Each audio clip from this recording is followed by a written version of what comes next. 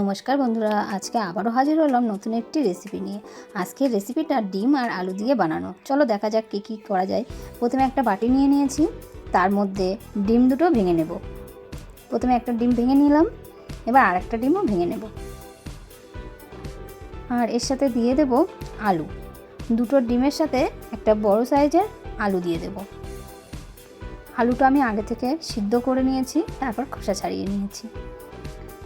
আলুটা একটা গ্রেটারের সাহায্যে খুব সুন্দরভাবে গ্রেট করে দেব, যাতে আলুটা গোটা গোটা না থাকে।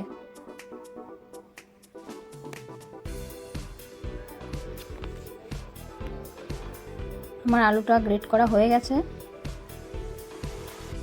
এবার দিয়ে দেব একটা ছোট সাইজের পেঁয়াজ কুচানো, একদম মিহি করে কুচানো।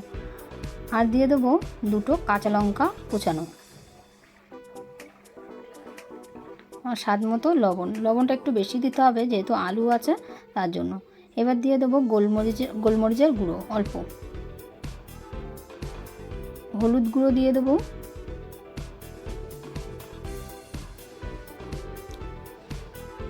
জিরে গুঁড়ো আর লাল কাশ্মীরি লঙ্কার গুঁড়ো। এবার সব কিছু খুব সুন্দরভাবে মিশিয়ে নেব।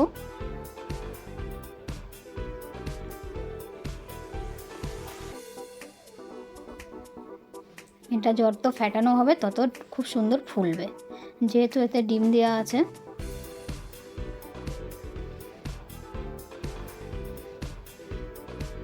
খুব সুন্দরভাবে মিশিয়ে নেব।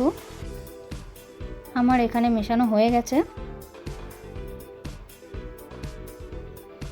চুলায় একটা প্যান বসিয়ে দেব। প্যানে অল্প একটু তেল দিয়ে নেব প্রথমে। প্যানটা হালকা গরম হয়ে গেলে তেলটা এদিকে ওদিকে নাড়িয়ে নেব।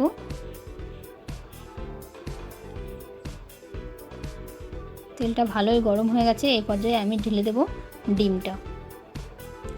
ডিমের মিশ্রণটা ঢেলে দিয়ে এই পর্যায়ে গ্যাসের ফ্লেম একদম লোতে রাখতে হবে। এবার একটা ঢাকনা দিয়ে ঢেকে রেখে দেবো 5 মিনিটের জন্য।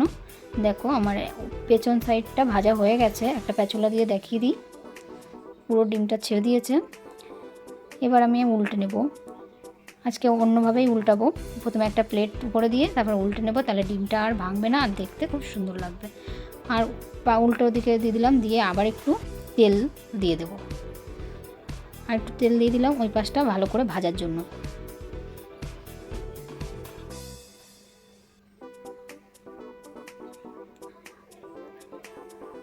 এখনও পর্যন্ত যারা আমার চ্যানেলটি সাবস্ক্রাইব করোনি, সাবস্ক্রাইব করার অনুরোধ রইল। আর যারা আমার চ্যানেলটি সাবস্ক্রাইব করেছো তাদেরকে অসংখ্য ধন্যবাদ। আমার ডিমটা প্রায় ভাজা হয়ে গেছে। এবার তুলে নেব একটা পাত্রে। দেখো ডিমটা গরম অবস্থায় কেটে নেব। এইখানে যে যার পছন্দ মতো শেপ দিতে পারো। আমি চৌকো চৌকো করে কেটে নিচ্ছি।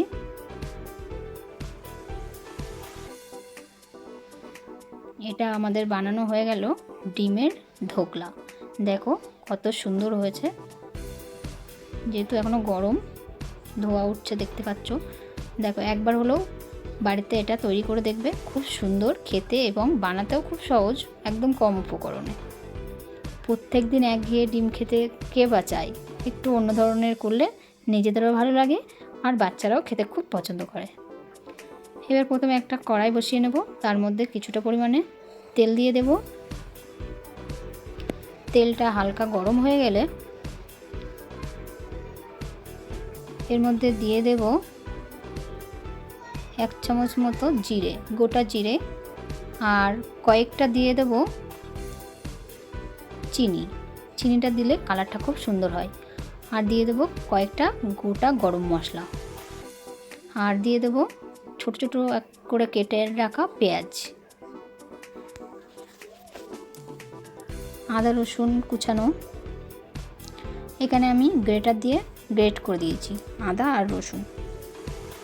মশলাটা ভালো করে ভাজা হয়ে গেলে এইখানে দিয়ে দেব দুটো কাঁচা লঙ্কা কুচানো, অর্ধেকটা টমেটো, পরিমাণ মতো লবণ, অল্প একটু হলুদ,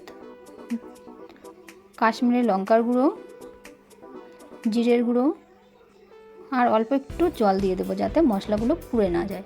দিয়ে খুব সুন্দরভাবে মশলাটা কষে নেব।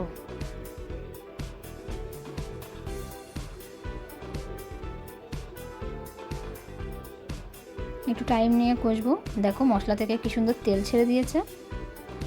এবার যে একটু ভালো করে নেড়ে নেব।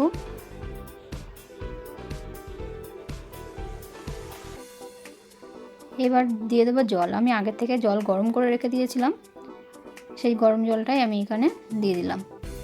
আমি এখানে বড় কাপের 1 কাপ জল ব্যবহার করেছি। তোমরা চাইলে আরও একটু বেশিও জল ইউজ করতে পারো, ব্যবহার করতে পারো। আমি এখানে 1 গ্লাসই জল ব্যবহার করেছি। ঝোলটা ফুটে উঠলে এবার দিয়ে দেব ডিমের ধোকলা। আমি এক এক করে সব কটা ডিমের ধোকলা দিয়ে দিলাম। আর এই রান্নাটা সম্পূর্ণ লো টু মিডিয়াম ফ্লেমে গ্যাসটা রেখে রান্না করতে হবে। খুব সুন্দরভাবে উল্টে পাল্টে নেড়ে নিয়ে একটা ঢাকনা চাপিয়ে দেব 5 মিনিটের জন্য। দেখো 5 মিনিট পরে ফিরে এলাম। ঝোলটা কতটা সুন্দর লাগছে। আমি একটু গামাকা মাখায় পছন্দ করি, যার জন্য অল্প ঝোল দিয়েছি। তোমরা চাইলে এখানে বেশি ঝোলও দিতে পারো, সেটা কোনো ব্যাপার না, খেতে খুব সুন্দরই লাগবে। এবার দিয়ে দেবো 1 চামচ মতো ঘি। আমার রান্নাটা প্রায় কমপ্লিট হয়ে এসছে। এবার গ্যাসটা বন্ধ করে দিয়েছি। 5 মিনিট ঢাকা দিয়ে রেখে দেবো, তারপর পরিবেশন করব। 5 মিনিট রেস্টে রেখে এবার পরিবেশন করব। দেখো দেখতে কতটা লোভনীয় লাগছে। এটা খেতে সত্যিই খুব সুন্দর। একবার হলেও বাড়িতে চেষ্টা করে দেখবেন বন্ধুরা। আবার দেখা হবে পরের ভিডিওতে। ততক্ষণ তোমরা সুস্থ থেকো, ভালো থেকো। দেখা হবে পরের ভিডিওতে। টাটা বন্ধুরা।